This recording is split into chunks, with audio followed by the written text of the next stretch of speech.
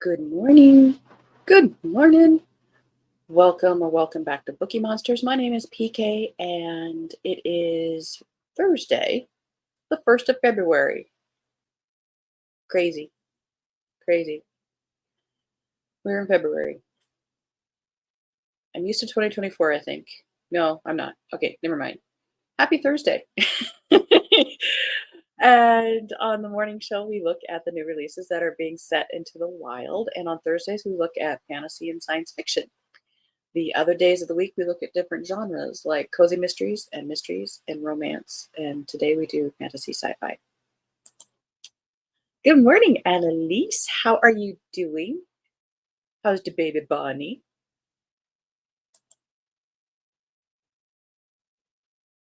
I am on the verge of officially DNFing a book because I'm on the verge of it creating a book slump in me.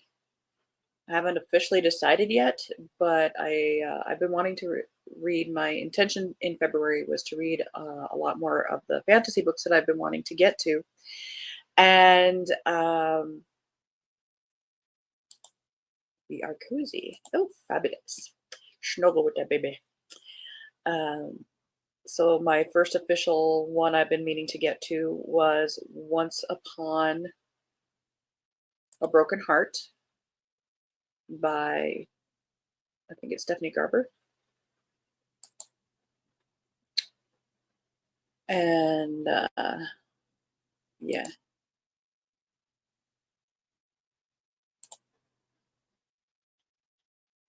And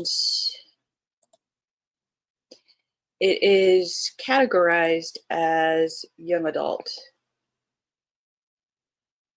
And perhaps it is suffering more from being next to a big epic fantasy by Brandon Sanderson. But this isn't reading necessarily as young adult, it's reading very juvenile. And it's irritating me. And like I say, it's kind of pushing me into a slump right now.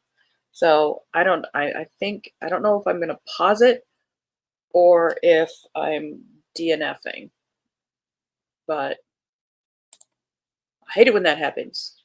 All right, let's get rid of this banner and look at new stuff. Of course, the big one that came out this week that everybody was all a flitter about is House of Flame and Shadow. This is third in the Crescent City series or trilogy. Very pretty cover. I know a lot of booktubers reread the first two books in anticipation of this one. So let's just see what it is about. I've not read those books. The stunning third book in the sexy, action-packed Crescent City series. Bryce Quinlan never expected to see a world other than Midgard, but now that she has, all she wants is to get back. Everything she loves is in Midgard, her family, her friends, her mate. Stranded in a strange new world, she's going to need all her wits about her to get home again, and that's no easy feat when she has no idea who to trust. Hunt Athalar has found himself in some deep holes in his life, but this one might be the deepest of all. After a few brief months with everything he ever wanted, he's in the Asteri's dungeon again, stripped of his freedom and without a clue as to Bryce's fate. He's desperate to help her, but until he can escape the Asteri's leash, his hands are quite literally tied.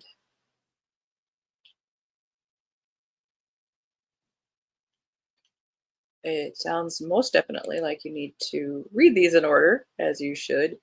Um, These, I don't know if I said what these are, by Sarah J. Maas. First book is House of Earth and Blood, if you want to do that. And it's 800 pages. And Kio's got the hiccups. It's okay, babies. You don't need the hiccups. It's okay. Oh, baby. I try to talk him out of hiccups, but really, can you talk people out of hiccups? I don't think so. Okay, he's not a people, but he's, same thing. All right, moving on. Dungeon Heart, Chainbreaker by David Sanchez Pontin, fifth in the Dragonheart series. And it's Kindle Unlimited. The gods are here, time to expand or be consumed. With the gods now aware of his existence, a desperate smith finds a sliver of hope that could help him survive. A long forgotten entity, more ancient than the Ascended themselves. Yet searching for it sends him closer to the abyss and the demons that wait within. Gathering his allies, Smith must dive into the unknown dungeon and guide his creatures against his own kin. If he fails in this dangerous gamble for his survival, Smith will find himself subdued forevermore as a slave to the new gods. If he succeeds, he'll be one step closer to ascending to godhood himself. ...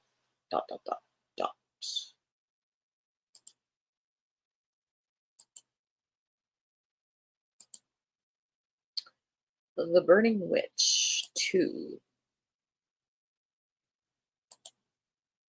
What do you always say? There's no shame in DNFing. Absolutely. Set it down. It's definitely being set down before I throw it down. I just don't know if it's a permanent set down. I'm feeling like it is. Good morning, Mary. Happy February 1st and Thursday, Friday Eve. Mary!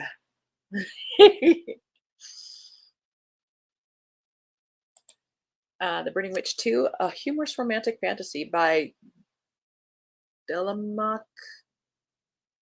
Just one name, Delamock. Okay. A fiery young witch contends with magical adversaries, courtly fights, and unexpected attractions in this romantasy set in the world of the House Witch. Lady Katarina Asherwan has never quite fit the mold of a noblewoman, and it's not only because she's a mutated fire witch. Though she's the closest friend and confidant of Alina, the soon-to-be coronated Queen of Troivak, Kat would much rather play cards with questionable characters or steal out at night to go riding than bandy niceties with suitors and deal with affairs of state. Sorry, tickles. So as soon as Alina is officially crowned, the young witch plans to put away her dresses and get into some real adventure, training with a master swordsman. But her journey to knightly prowess is proving more complicated than she thought it would be. For one thing, her future teacher isn't exactly thrilled at the prospect of their arrangement. Worse, unknown adversaries seem determined to stop Alina from actually assuming the throne. Kat's magical abilities, meanwhile, keep growing and changing in unpredictable and potentially dangerous ways. And despite her best efforts, she still can't manage to suppress her attraction to Alina's brother, Eric, the crown prince of Daxaria. Actually, kind of a pretty cover. In kind of a tarot card kind of way, though that has nothing to do with the story, it looks like. The City of Stardust by Georgia Summers.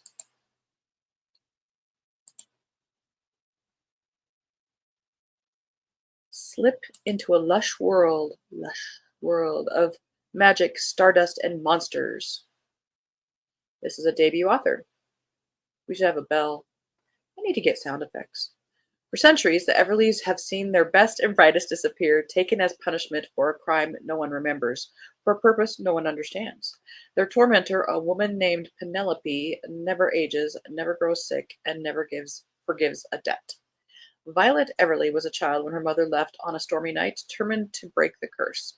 When Marianne never returns, Penelope issues an ultimatum. Violet has 10 years to find her mother, or she will take her place.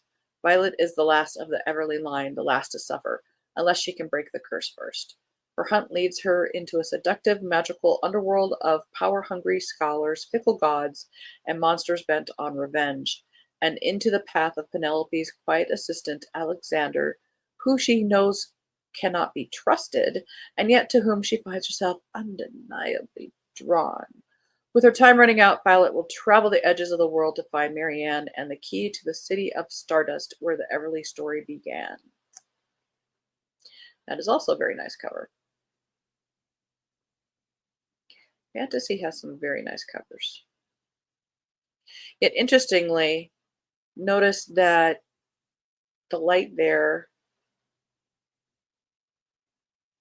and the buildings very not medieval fantasy kind of setting, if you follow.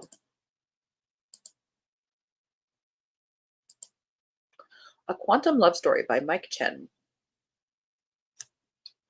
The only thing harder than finding someone in a time loop is losing them. Grieving her best friend's recent death, neuroscientist Mariana Pineda's ready to give up everything to start anew, even her career, after one last week consulting at a top secret particle accelerator. Oh dear, that's not gonna be good. Except the strangest thing happens. A man stops her and claims they've met before. Carter Cho knows who she is, why she's mourning, why she's there. And he needs Mariana to remember everything he's saying, because time is about to loop. In a flash of energy, it's Monday morning again. Together, Mariana and Carter enter an inevitable life 4 days at a time, over and over, without permanence except for what they share. But just as they figure out this new life, everything changes because Carter's memories of the time loop are slowly disappearing, and their only chance at happiness is breaking out of the loop forever. I like time loop stories if they're done well. That has potential.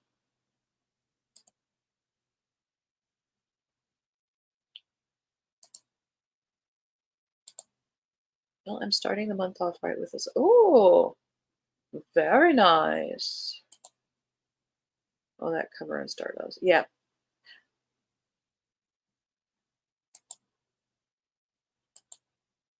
Yes, enjoy that.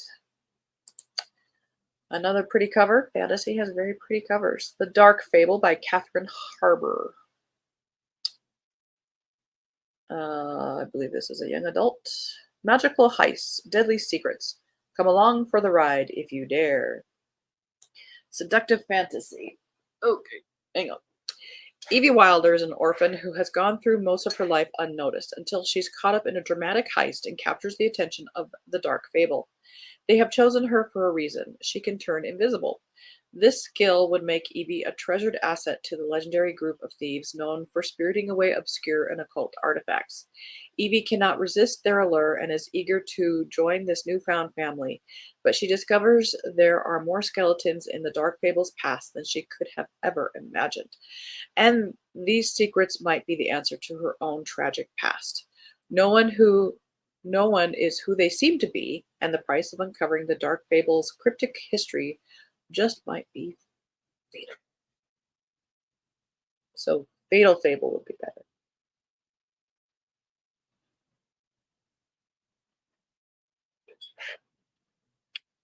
And I'm realizing as we are chatting here that part of my disgruntlement at Once Upon a Broken Heart that I'm probably going to DNF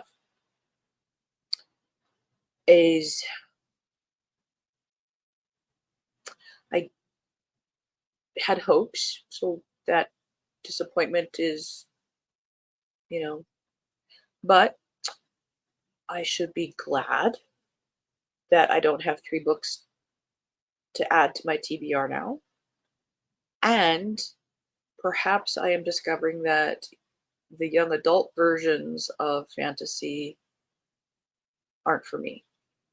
They are too young adult for me, unless they are extremely, extremely well written. But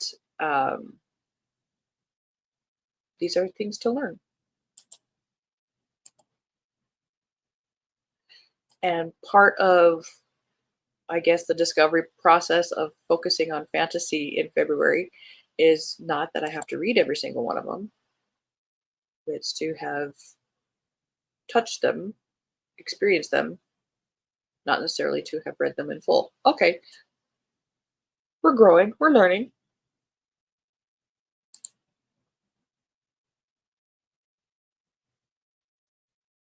Heart Song. We're moving on. Heart Song by TJ Klune. Third in the Green Creek series. A beloved fantasy romance sensation. The Bennett family has a secret. They're not just a family, they're a pack. Oh dear. All Robbie Fontaine ever wanted was a place to belong. After the death of his mother, he bounces around from pack to pack, forming temporary bonds to keep from turning feral. It's enough until he receives a summons from the wolf stronghold in Caswell, Maine. Life as the trusted second to Michelle Hughes, the alpha of all, and the cherished friend of a gentle old witch, teaches Robbie what it means to be pack, to have a home. But when a mission from Michelle sends Robbie into the field, he finds himself questioning where he belongs and everything he's been told. Whispers of traitorous wolves and wild magic abound, but who are the traitors and who are the betrayed? More than anything, Robbie hungers for answers because one of those alleged traitors is Kelly Bennett, the wolf who may be his mate. The truth has a way of coming out, and when it does, everything will shatter.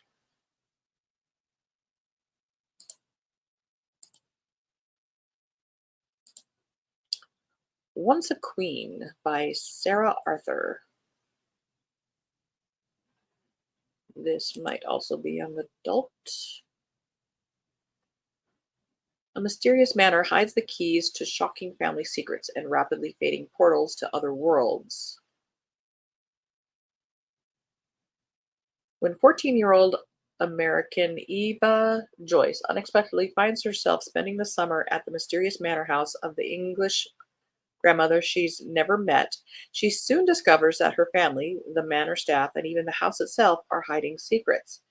With odd things happening in the gardens at night, Eva embarks on a search for answers. Astonishingly, she learns that the hall's staff believes portals to other worlds exist, though hidden and steadily disappearing, and that Eva's grandmother was once a queen in one of those worlds. But her grandmother's heart is closed to the beauty and pain of the past. Now it's up to Eva to discover what really happened and to decide if it's possible that her favorite childhood fairy tales are true. As she starts unraveling the dangerous secrets around the grandmother who is more than she appears, Eva begins to wonder if she too is more than she understood herself to be.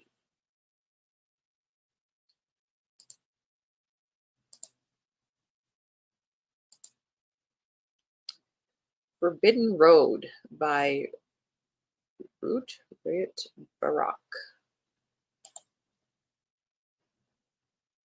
A powerless witch, an injured knight. Can two college students stuck in the past defeat a traitor who would destroy their own future? Kim Taylor knows the value of secrets. If the wrong people find out she's a witch, the final year college student will risk her family and her own existence. But living in hiding comes at a terrible price. Nobody is there to help her when a spell sends her to the distant past, with no memory of who she is. Without her powers to protect her, she unknowingly becomes an integral part of her father's plot to assassinate the king. Olympic fencer Seth Rivers needs a college degree to secure a steady job. But when he meets Kim and falls hard and fast for her captivating beauty and independence, he knows he will do anything to keep her safe, even going back in time and forgetting everything he knows. Except that now in the past, Kim is a traitor's daughter and Seth must protect his king. And in a world of dangerous magic, dragons, and violent knights, the life of a traitor's daughter is not something that Seth would think twice before sacrificing.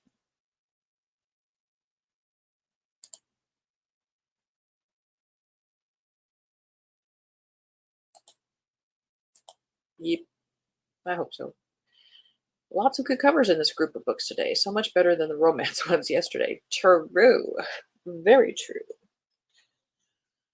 Well, that is all that I was able to find that was actually coming out this week. Really, the only one that sounded kind of interesting to me was a quantum love story here.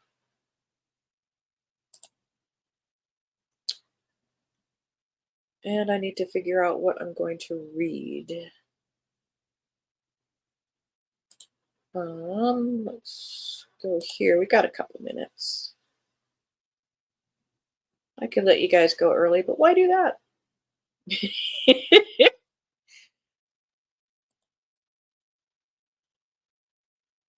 But also, oh, you know what we could do? Here's what we could do.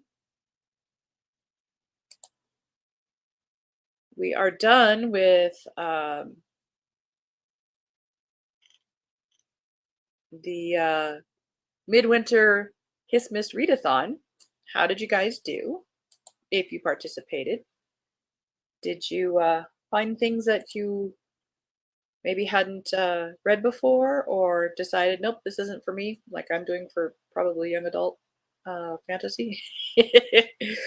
But what I did manage to read, for me, of course, I read these all the time, but in January, I read The Impossible Imposter by Deanna Raybourn. This was seventh in series. I read A Gentleman of Dubious Reputation by Grace Burrows. That is second in a really, really, really good series set during Regency. I read a novella by Emma Jameson in the Bones series. Bones Takes a Holiday. Um, these were, I believe, three short stories put together. His Mistwise, Murder at the Merton Library by Andrea Penrose. I believe that one was also seventh. Yep, seventh in series. So I'm getting caught up on both those series. The big fabulous find of the month was The Right Sort of Man by Alison Montclair. This is set right after World War II in England, and I found out that Alison Montclair is a pseudonym for one of my very, very favorite authors, Alan Gordon. The banter in this was just absolutely fun.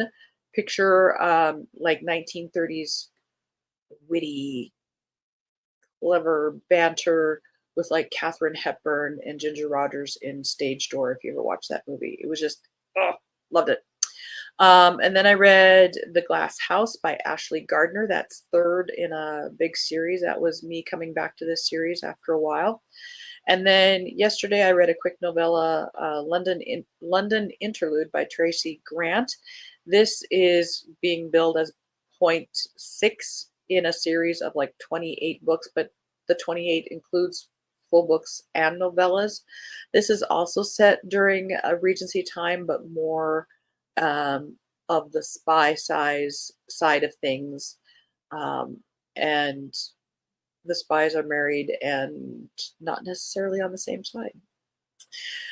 So I had started that series many years ago, and but let it fall by the wayside. So I'm rereading some of the early stuff to get back in the swing of that. All right. Well, now we are at the end of time. Keep us. Always, always. Is there a challenge or something for February? So for February, what I am doing is fantasy. I'm not making it an official readathon kind of thing, but we're going to jump to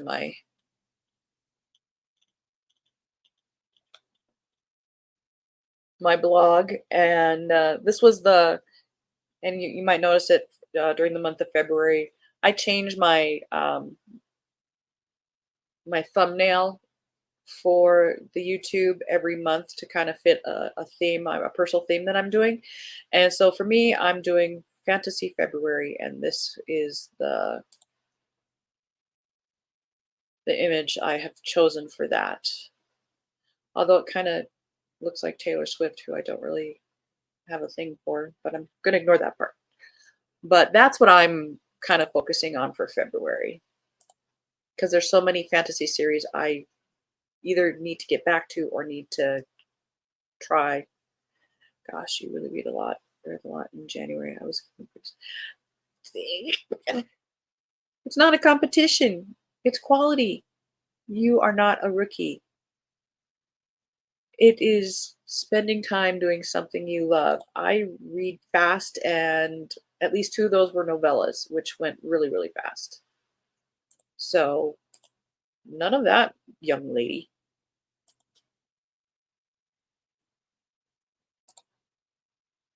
I'll come find you in Virginia and go.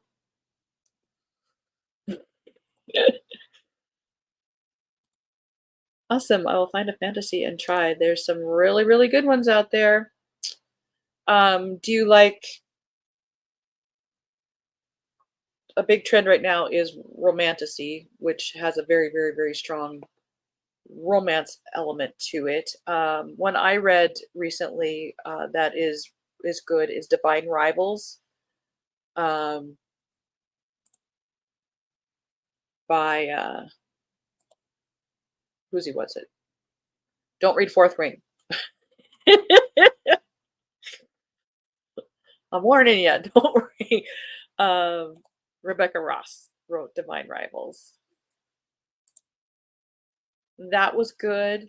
If you like more epic kind of going on a quest kind of fantasy, um, I really, really, really enjoyed Elizabeth Moon's Paxenarian series, which starts with the sheep farmer's daughter. But there's so many out there. You will find something. I know. In that, I that's why I do these every morning. Want a good story. Okay, let me think about that too. Don't worry, no race or competition. Read when I can. Yeah. I mean, you have all kinds of family and events, and you're beating and you're doing shows, and I don't have those days. I just do this kind of stuff. All right. Well, thank you guys so much for being here, or if you're watching it later, thank you for watching it later. And I hope you have a good Thursday. And like I'm discovering for myself, it's okay to set things down if they're not working for you. They're not, books aren't for everybody. There are lots of books in the sea, so to speak. Let's mix some metaphors there. But have a very good day. Read good things. Be safe. Be happy as you choose to, because that is a choice, even though things might not seem that way. You can always choose to find the light in the moment. And as the banner says here, don't be a bookworm, be a bookie monster. Nom, nom.